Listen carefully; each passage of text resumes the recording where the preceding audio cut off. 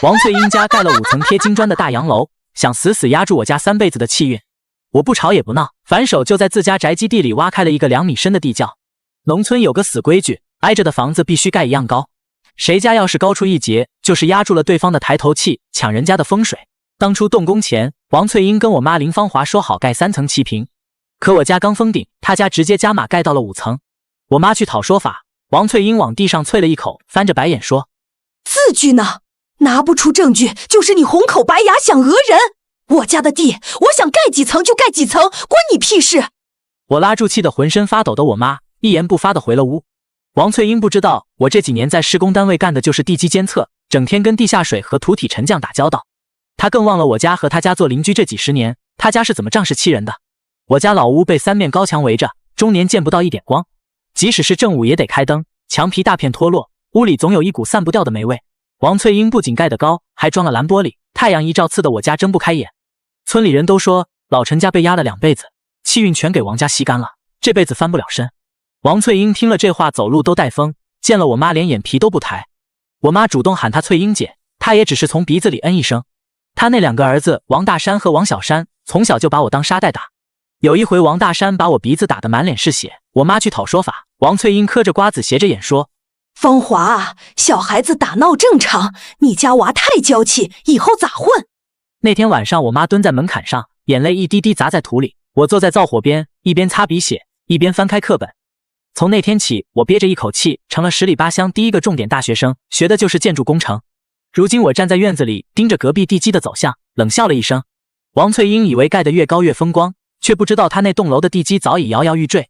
只要我挖松了这边的土层，她那栋洋楼早晚得塌。既然她想玩阴的，那我就陪她玩到底。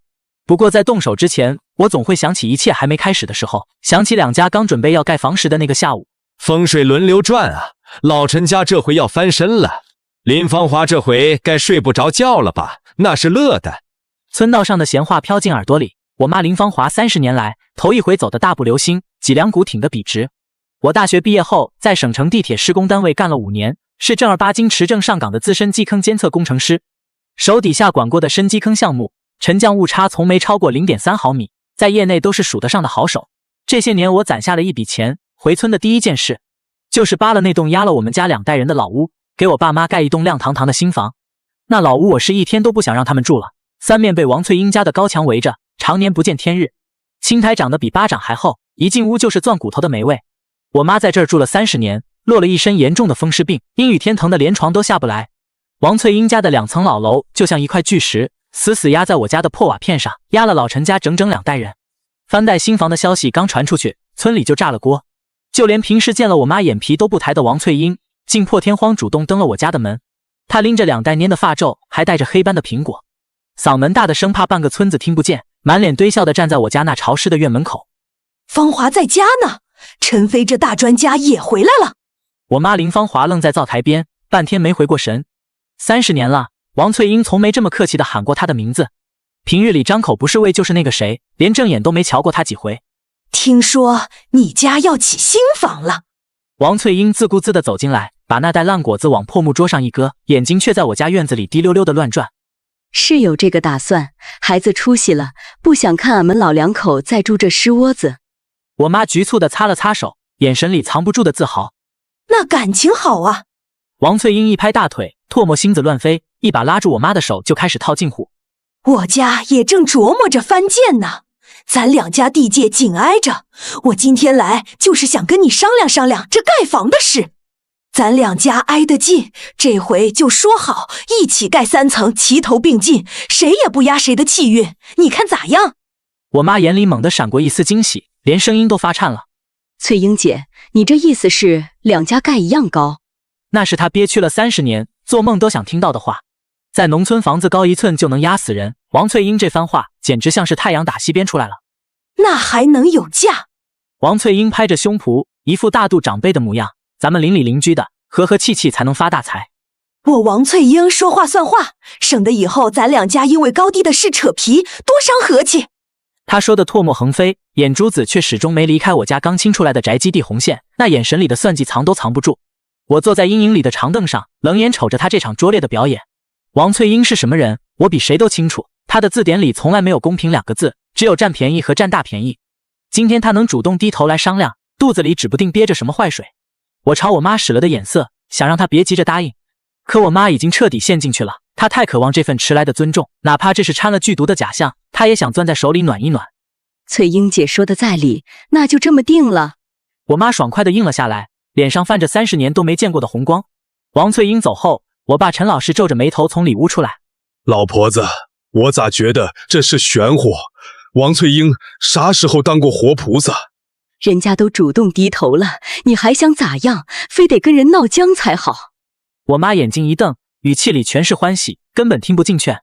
我走过去压低声音说：妈，口说无凭，再让他写个字据，把楼层高度定死在3层，谁超了谁承担全部责任，再把两家的地界红线画清楚，签字画押才算数。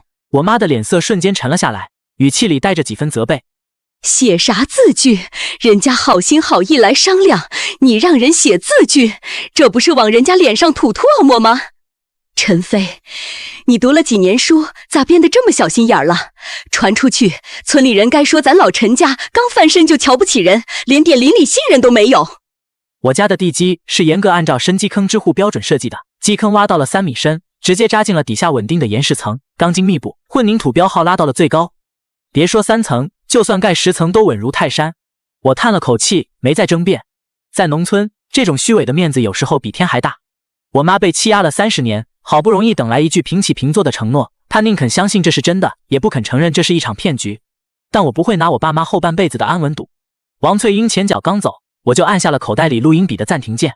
从她踏进院门的那一刻起，这场对话的每一个字都被我清清楚楚地录了下来。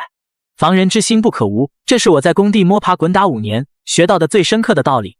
几天后，两家同时动工了。我专门请了以前单位的合作团队，带了全站仪，在自家地皮上精准打下了红线界桩，每一个桩点都做了卫星定位留存，误差不超过1毫米。我家的地基是严格按照深基坑支户标准设计的，基坑挖到了3米深，直接扎进了底下稳定的岩石层，钢筋密布，混凝土标号拉到了最高。别说3层，就算盖10层都稳如泰山。我还在自家院子里规划了一个合规的地下蓄水窖，深度2.2米，四周做了全钢板桩支户和混凝土防渗，设计图纸在证监馆站备了案，所有手续齐全，合法合规。而隔壁王翠英家请的是邻村最便宜的草台班子，带头的包工头连完整的施工图纸都看不全，更别说什么资质了。我站在自家的红线桩边上，看着他们挖的所谓地基，心里冷笑连连。那哪叫地基，顶多算是个浅坑。为了省钱省工期，他们连像样的混凝土垫层都没铺，直接在松散的回填土上堆廉价石料，连最基本的分层夯实都省了，钢筋更是偷工减料，用的是市场上最便宜的瘦身钢筋，直径比设计要求细了整整2号。王翠英就站在工地上指挥，一门心思让工人把装饰柱做得又粗又大。院子里堆的红砖和钢筋那分量，明眼人一看就知道，盖5层都绰绰有余。我看着那些随手堆砌的石料，心里已经有了数。这种偷工减料的条形浅基础，承载力极低，盖到约定好的3层已经是极限了。再往上加盖，地基必然会被压崩，根本拖不住上面的重量。只要地下水位稍微变动，这楼铁定得歪，墙体裂缝能裂得像蜘蛛网。我看在眼里，一个字都没提醒。我知道现在去说王翠英只会觉得我在咒她，觉得我是眼红她盖高楼，只会变本加厉地跟我对着干。她想找死我没必要拦着，但我还是做了万全的准备。每天收工后，我都会用专业设备对隔壁地基的沉降、土体位移做一次完整监测，所有数据都精准记录、备份存档。同时我家的蓄水窖施工全程都有第三方监理在场，每一步都符合规范，没有对隔壁的土体造成任何一丝扰动。村里人都说我傻，放着大专家的本事不用，跟个土老帽似的在自家院子里挖坑。王翠英更是得意，每次见了我都要阴阳怪气的嘲讽。大专家不好好盖你家的楼，天天挖坑，是准备在地底下住啊？我每次都只是淡淡一笑，不接话。他不知道我挖的不是坑，是他王家的坟墓。他更不知道我这坑不仅要断他儿子的姻缘，还要把他王家欺压我家2代人的烂账连本带利一笔一笔全算清楚。2个月后，我家3层小楼顺利封顶。放鞭炮那天，硝烟味顺着风飘了半个村子，满院子都是红彤彤的鞭炮纸屑，热闹得像办喜事。我妈站在崭新的楼前，笑得见牙不见眼，那是她这辈子头一回在村里腰杆挺得这么直。老陈家这楼盖得真阔气，这地基打的地震来了都不带晃的。那可不，陈飞是省城来的大专家，能跟村里的土法子一样吗？30年了，老陈家总算熬出头了。围观的村民七嘴八舌地夸着，压在我家头顶30年的阴影，眼看着就要随着这平齐的楼顶彻底散了。而王翠英家刚砌到2层半，我家封顶摆酒那天，他没露面，只让王大山送了2个皱巴巴的红纸包，里面塞了20块钱，寒酸的可笑。我亲眼看见王大山站在2家交界的排水沟边，死死盯着我家崭新的3层楼顶，眼神里全是嫉妒和狠劲，像一头随时要咬人的疯狗。可就在我家封顶不到1周，风向就全变了。大半夜，我躺在临时住的老屋里，听见村道上的大卡车轰鸣声震天响，连玻璃窗都跟着颤，一辆接一辆的重卡压得地皮都在抖。第二天一早，我推开后窗一看，心口的火瞬间就窜了上来。王翠英家的院子里，红砖堆得像小山一样，成捆的加粗钢筋，几十袋水泥堆得满满当当。那规模哪里是盖3层，盖5层都绰绰有余。那些建材不仅占满了他家的院子，甚至直接堆到了我家的红线界庄这边，把我家侧门的出路堵死了一大半。风一吹，水泥灰铺得漫天都是，全粘在了我家刚刷好的新墙面上，白花花的墙面糊上了一层灰黑色的水泥渍。我妈皱着眉头走过去，还想维持最后那点邻里体面，压着脾气说：翠英姐，我看你这料买的也太多了，咱当初说好盖3层，这多出来的料放着容易受潮失效，要不……王翠英正蹲在沙堆旁指挥工人卸货，闻言脸皮一横，把嘴里的烟头往我家地界里一啐，张口就骂：我买多少料关你屁事，我有钱乐意多买点备着，你心疼个啥？我妈当场愣住了，语气里带了点委屈。我就是好心提个醒，咱当初不是说好……好心？王翠英猛地站起来，拍掉裤子上的沙土，那双3角眼斜着瞄我妈，指着那堆红砖就叫唤起来：林芳华，你少跟我这儿装，我看你就是眼红，看我家买的多，看我家往后比你家高，你心里酸了是不是？穷酸了一辈子，见不得别人家起高楼，你家那3层算个屁呀！我想盖几层就盖几层，这是我的地。旁边几个王家雇的工人也跟着哄笑：就是王老板家大业大，多盖2层，咋啦？地基深浅那是自家事，碍着谁了？我妈站在那儿，气得嘴唇发青，浑身发抖，半句话都驳不回来。我走过去把我妈拉到身后，手直接按在了冰冷的红线界桩上。我看着王翠英，又看了看那些已经开始往上吊装的红砖，他家2层的墙体才刚干透，脚手架已经像疯了似的，又往上接了2层。那几个工人没日没夜的往上砌砖，摆明了就是要强行盖到5层，继续死死压着我家的抬头气。我低头扫了一眼脚下2家共用的地缝，又看了看王家那简陋到可笑的浅地基，因为红砖堆得太重，那一片的地面已经被压得往下陷了一圈。我一言不发，拉着我妈转身回了屋。我妈一进门，眼泪就掉下来了。妃子，他咋能这么不要脸啊？明明说好的3层，他怎么能说翻脸就翻脸？妈，别气。我给他倒了杯热水，语气平静：他想盖就让他盖，盖得越高，摔得越惨。可他盖5层，比咱家高2层啊！村里人该怎么看咱家？你妈这张脸往哪儿搁啊？我妈越说越激动，血压上来，头晕的差点站不住。我扶着她坐下，心里的寒意越来越重。王翠英要的从来不只是盖一栋高楼，她要的是把我家死死踩在脚下，是让老陈家在村里永远抬不起头，是要把我家的气运世世代代都吸到他王家去。可他忘了出来混，迟早要还的。他更忘了我是吃建筑这碗饭的，他玩的这套阴的，在我眼里跟小孩子过家家没什么区别。当天下午，我妈就憋不住了，冲到王家大门口，指着王翠英就骂：王翠英，你给我出来！你到底什么意思？说好2家盖一样高，你现在这架子都快戳到天上去了，你当我是死人啊？王翠英慢悠悠地从那堆晃眼的金瓷砖后面走出来，嘴里叼着半截红塔山，眼神里全是挑衅。3层？林芳华，你哪只耳朵听见我说只盖3层了？你说的，你那天拎着2袋烂果子上我家，亲口在堂屋说的。我妈气得胸口剧烈起伏，指着隔壁那歪歪扭扭的5层钢筋。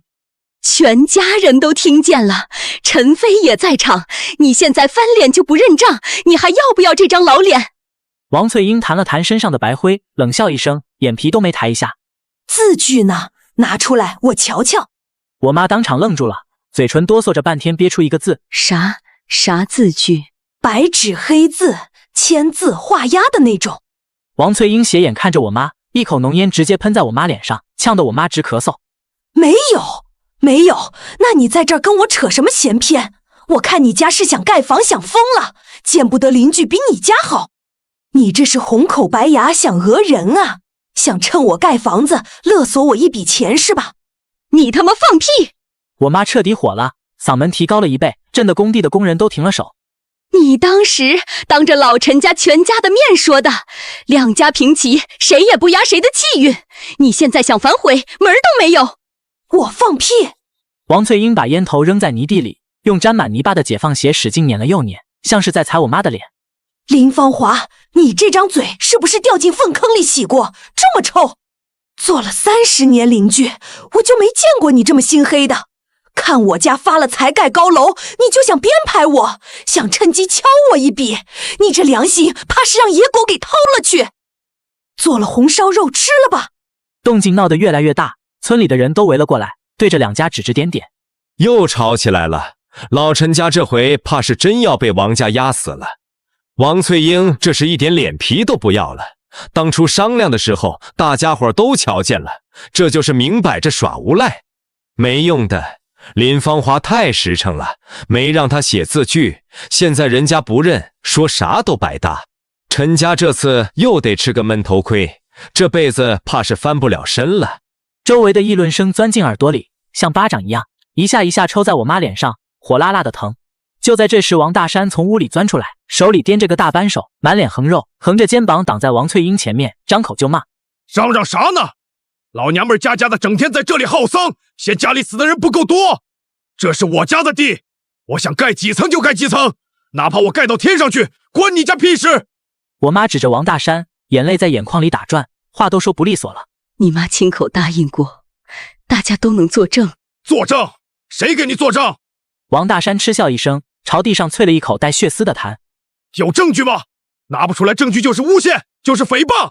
你再在这满嘴喷粪，信不信我直接去镇上告你，让你去局子里蹲几天，长长记性。王翠英背着手，慢悠悠走到我妈面前，压低了声音，一字一句地说：林芳华，我跟你说实话吧，你家陈飞是考上重点大学了，读了什么建筑，现在是省里的专家，回村风光了，是吧？但这村里的地界还是我王翠英说了算，专家在我眼里就是个屁。我不只盖3层，我还要盖5层，这叫五子登科，大吉大利。我这5层楼往这一杵，贴上最亮的金瓷砖，安上蓝玻璃，阳光一照，就能把你家的财气全反射到我家来。你家的风水气运全得被我这5层楼死死压在底下，连根杂草都长不出来。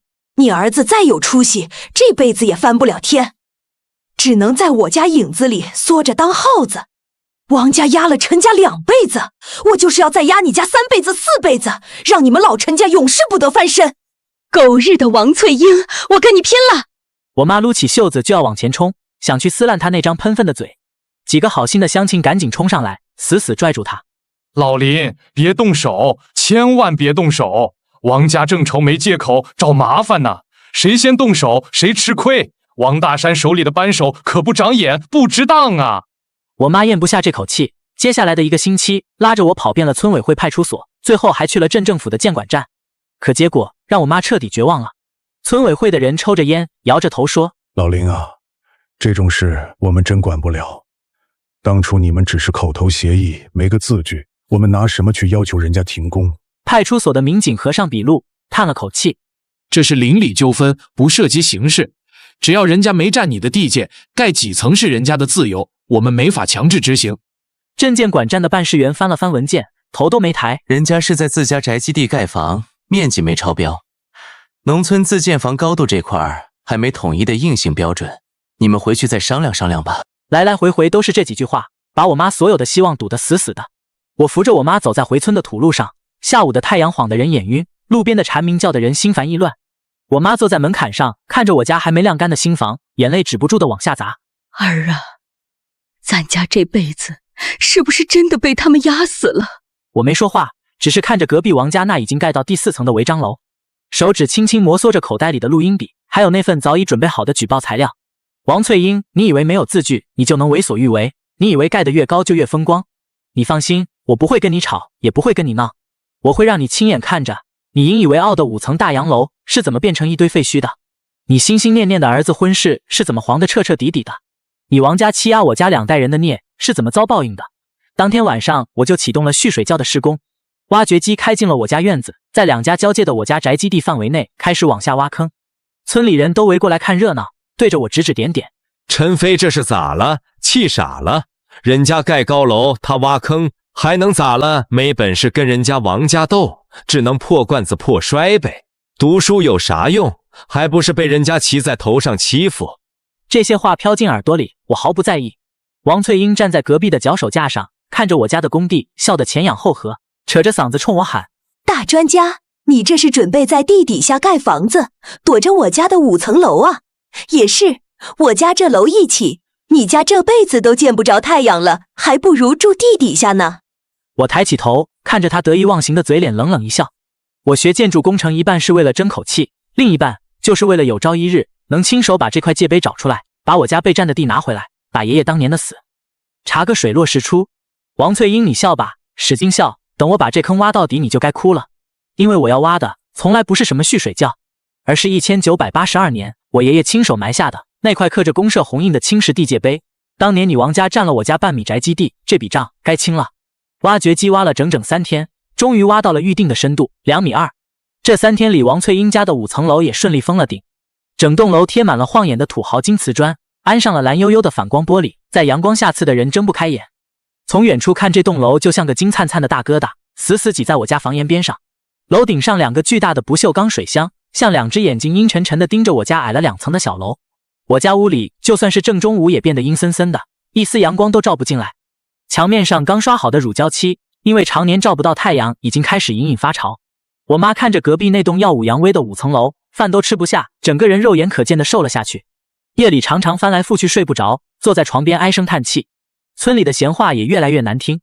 老陈家这下是彻底完了，被王家压得死死的，永无出头之日了。王翠英这下可风光了，全村就他家楼最高，以后在村里谁也惹不起他了。陈飞那书白读了，亲妈被人欺负成这样，连个屁都不敢放，就知道挖坑。这些话我听在耳朵里，却一点都不慌，因为我知道这场戏该到反转的时候了。第4天一早，我清退了所有挖掘机工人，只留下了我和我爸2个人，拿着铁锹和洛阳铲，在坑底的东南角一点点往下铲。这里是我爷爷临终前拼着最后一口气跟我说的位置。我爷爷陈守义当年是村里的老支书，为人正直，一辈子没占过集体1分钱的便宜。1982年，村里分宅基地，公社亲自来人丈量，给每家每户都定下了精准的红线，还让每家的户主亲手埋下一块刻着名字和公社红印的青石界碑，作为地界的凭证。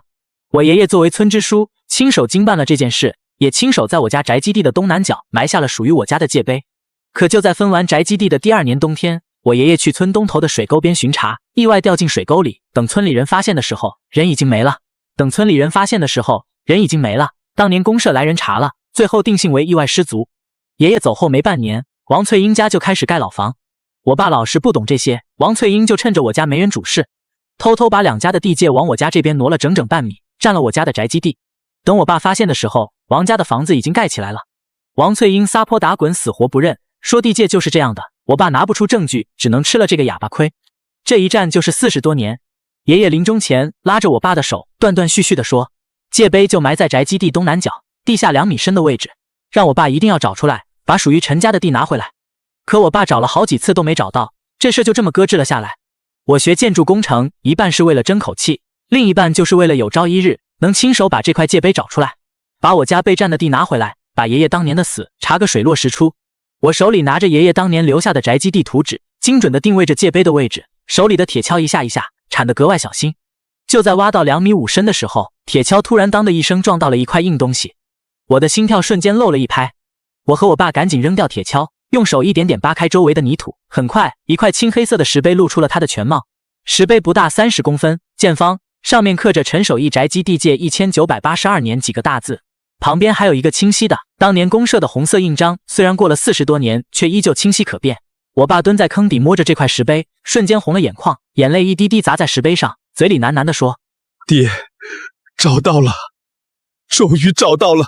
我也深吸了一口气，压下心里的激动。王翠英，你不是嘴硬吗？你不是说你的地想怎么盖就怎么盖吗？现在铁证就在这里，你家那栋引以为傲的5层大洋楼有整整半米宽，是建在我家的宅基地上的，这不是邻里纠纷，这是非法侵占他人土地，是实打实的违建。我拿出相机对着界碑的位置，上面的字和印章拍了几十张照片，又用全站仪精准测量了界碑的坐标，和当年公社留存的宅基地图纸做了对比，分毫不差。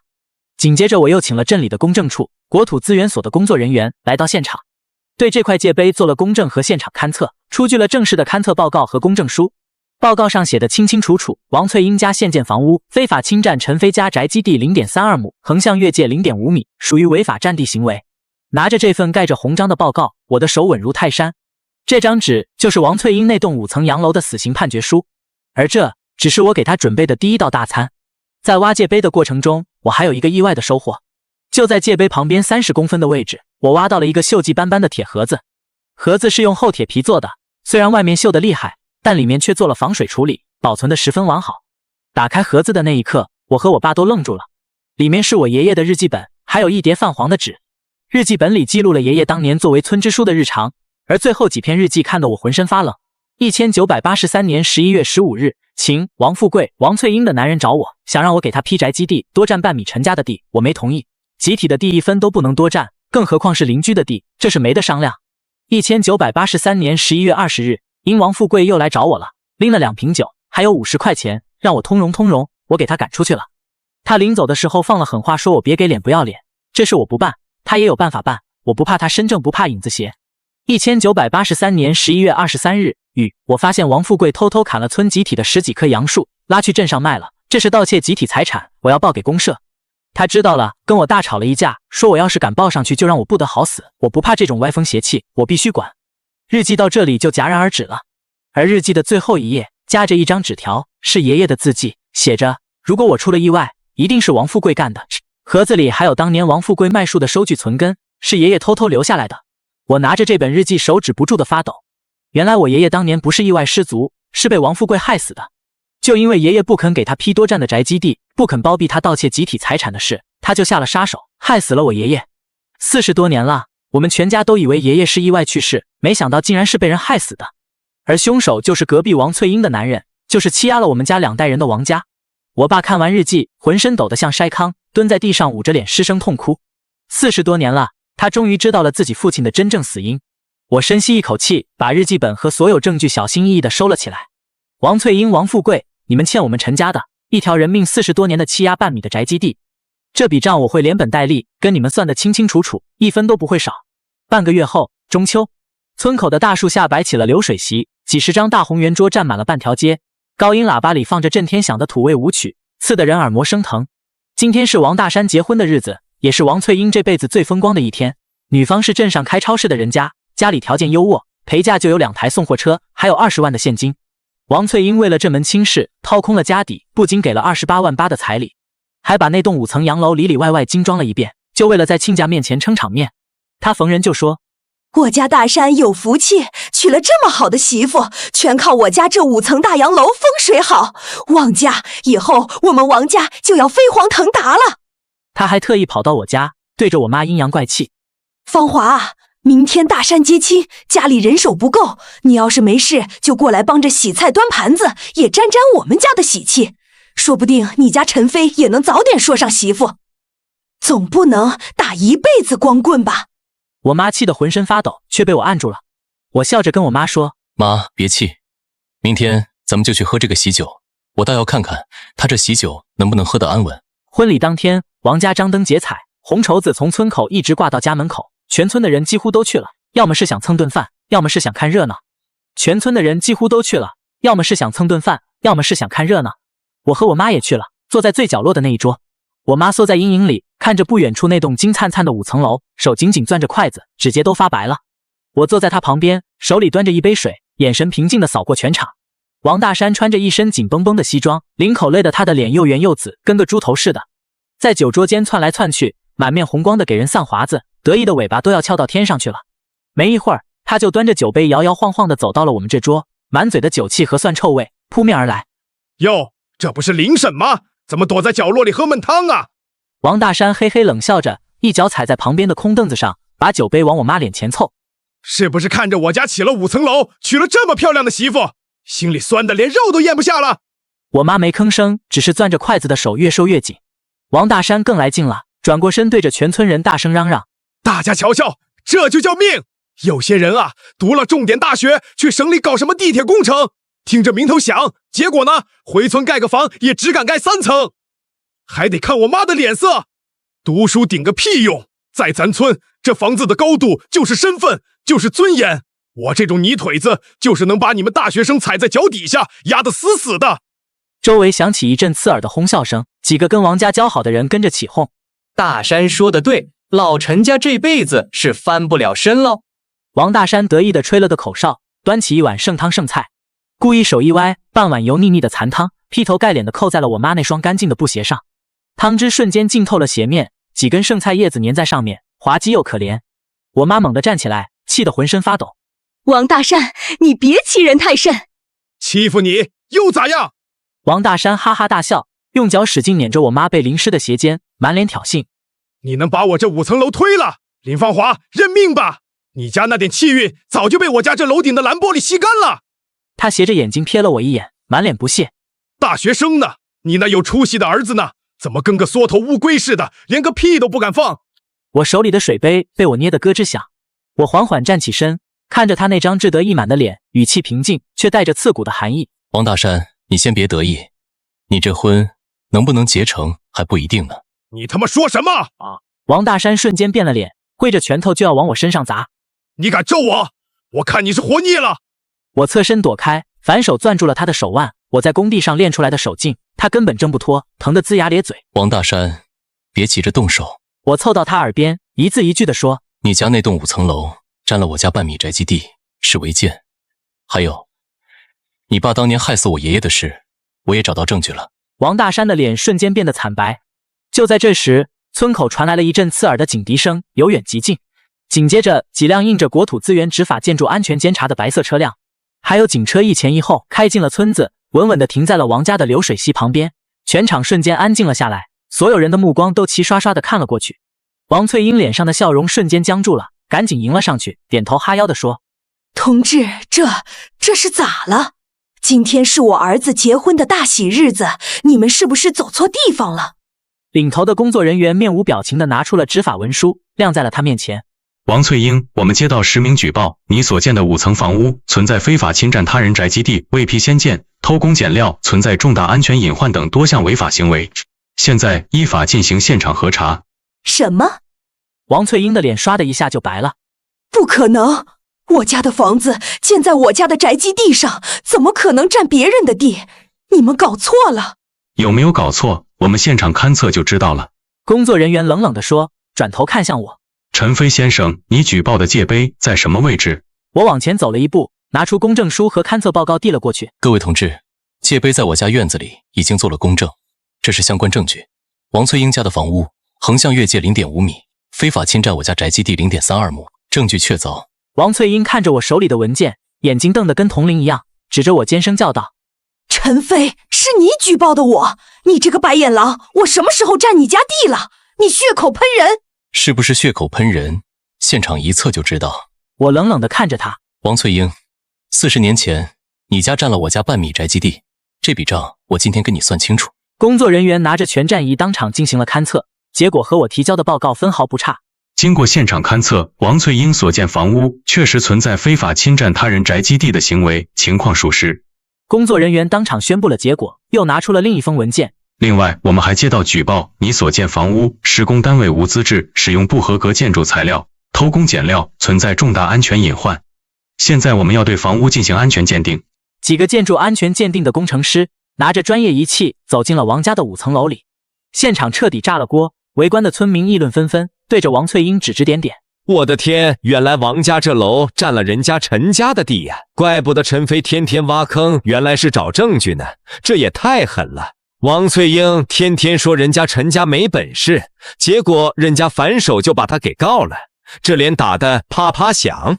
王翠英站在原地，浑身发抖，脸白得跟纸一样，嘴里反复念叨着：不可能，这不可能。就在这时，接亲的婚车队回来了，一水的黑色轿车领头的宝马车挂着大红花，浩浩荡荡地开到了王家大门口。唢呐声震天响，鞭炮噼里啪啦地炸了起来。王大山赶紧整理了一下西装，脸上强行挤出笑容，跑过去开车门。新娘穿着洁白的婚纱从车里走了出来，长得白净漂亮，只是脸上带着一丝疑惑，看着门口的执法车和警察，还有乱哄哄的人群。就在新娘的脚尖刚要踏上王家大门口的红地毯时，楼里突然传来一声刺耳的嘎吱声，像是粗壮的钢筋被生生拧断，紧接着砰砰几声脆响，大门口的几块金色瓷砖毫无征兆地从墙上崩飞了出来，砸在红地毯上，碎了一地。新娘吓得尖叫一声，猛地往后退了好几步，差点被婚纱绊倒。一道漆黑的阶梯状裂缝从地基根部肉眼可见地往上爬，瞬间撕开了2楼的窗框，大红的喜字刚好贴在裂缝中间，被生生撕成了2半，看着格外不吉利。楼要塌了，这楼裂了！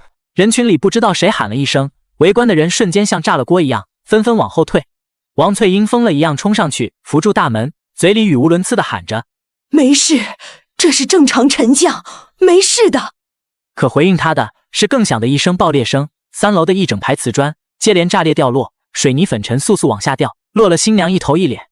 新娘的脸瞬间白得比婚纱还白，死活不肯再往前迈一步，指着那栋楼，声音发颤：“这房我不进了，这哪是婚房，这是要人命的土窑！”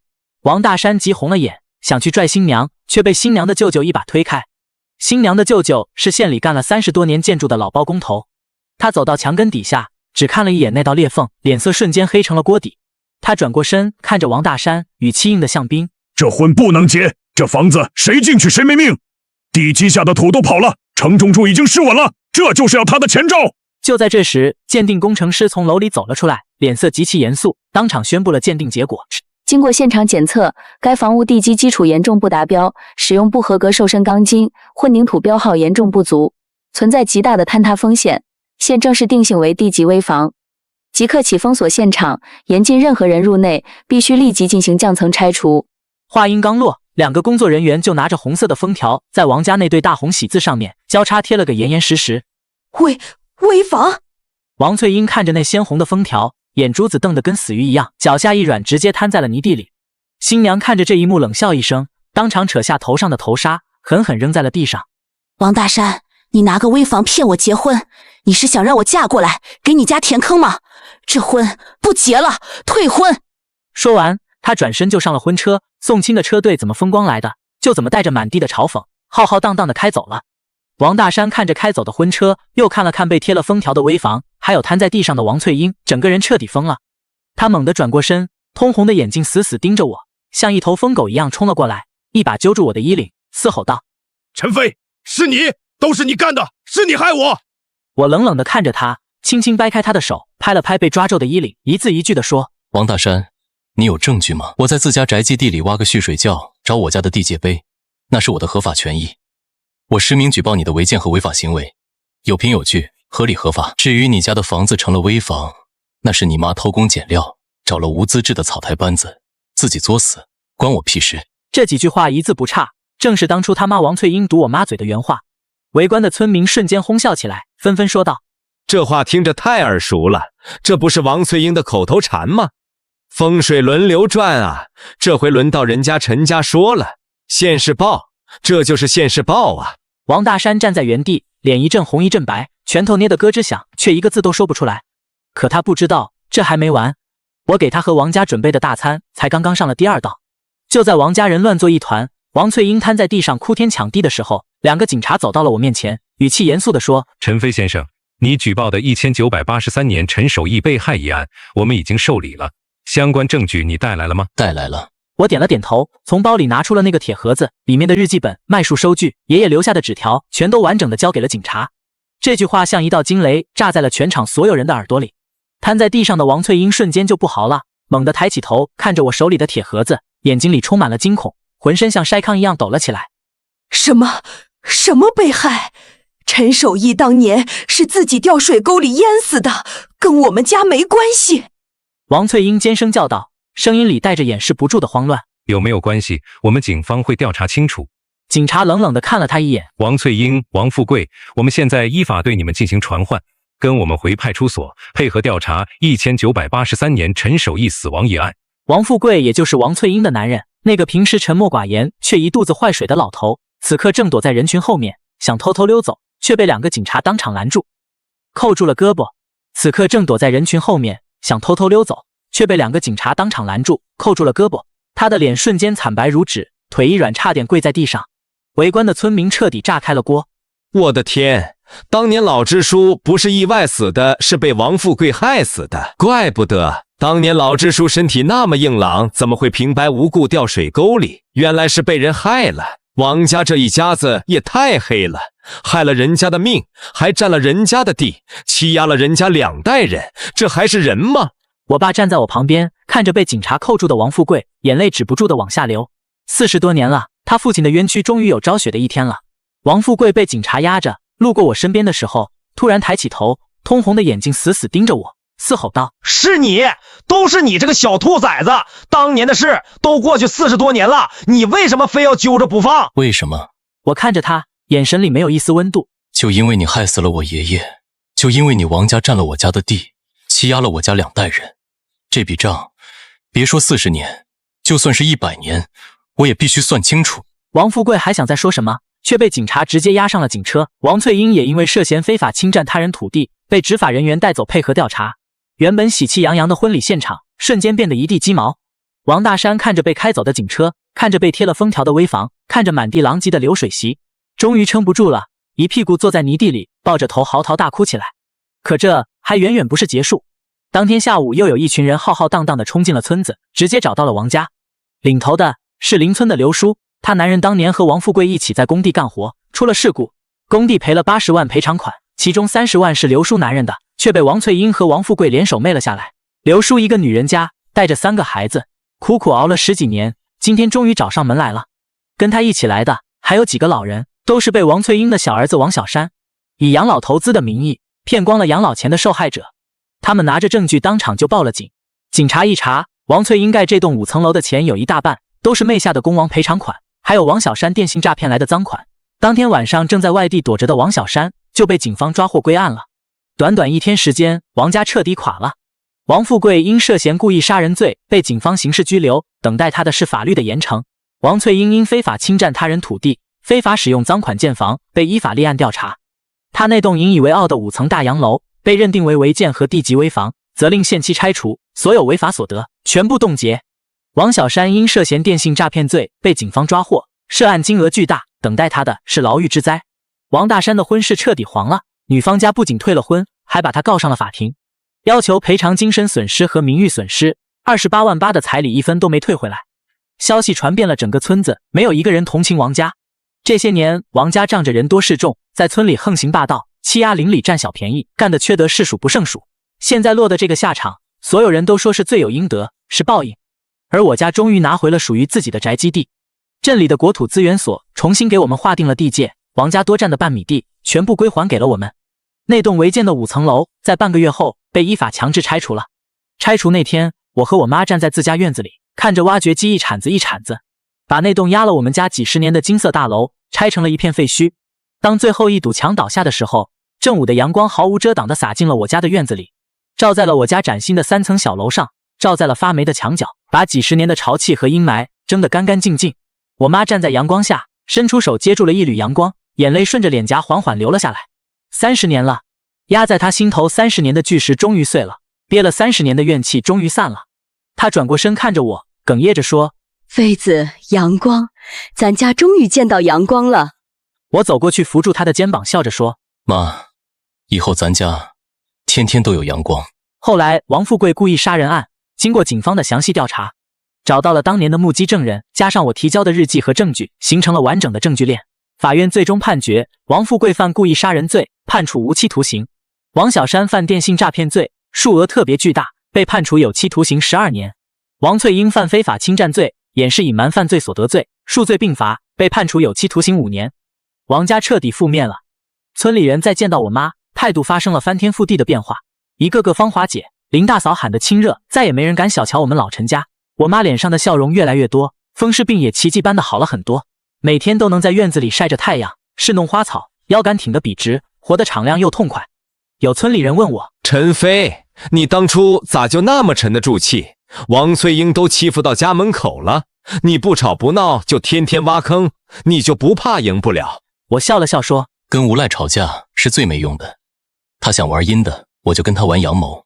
他以为盖得越高越风光，却不知道根基歪了，楼盖得越高，摔得越惨。人这一辈子争的不是一时的高低，不是房子的高矮，而是心里的那杆秤，是脚下的根。心术不正，根基不稳，就算盖起再高的楼，也终究会塌。为人正直，行得端坐得正，就算一时受了委屈，也终有拨云见日的一天。冬日的阳光暖暖地洒在院子里，我妈坐在院子里，和邻居们笑着唠嗑，声音爽朗，传得很远很远，比那5层楼还要高，还要响。